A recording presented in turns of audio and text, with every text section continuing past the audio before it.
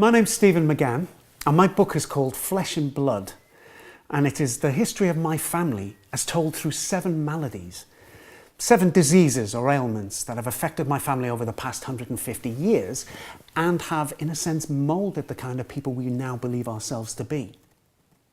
In the final chapter, I call it necrosis.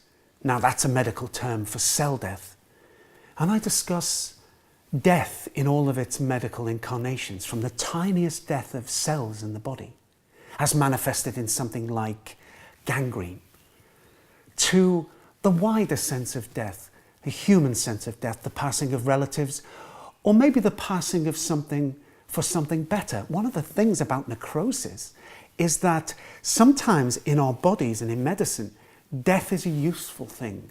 Death clears the way in our cells for something better to grow, something else to come along. So death isn't always a complete negative, even if the experiencing of it can be painful. A central part of this chapter relates to a major experience that me and my wife Heidi suffered, a medical experience we suffered some years ago, and it nearly took her life. And my son was 1 year old, and my wife suddenly became ill and we didn't understand what was happening. And what was actually going on is inside her body, her intestine had become obstructed. And she had a severe obstruction, which led to her developing gangrene of the intestine.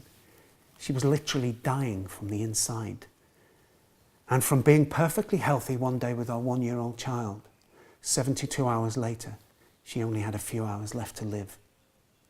That experience, what my wife went through, and how that moulded me, someone who for all I knew was about to be a widower, was about to lose the central human being in my life. How that moulded us and moulded our sense of our own mortality became possibly one of the greatest and, strangely enough, one of the most positive times in our life.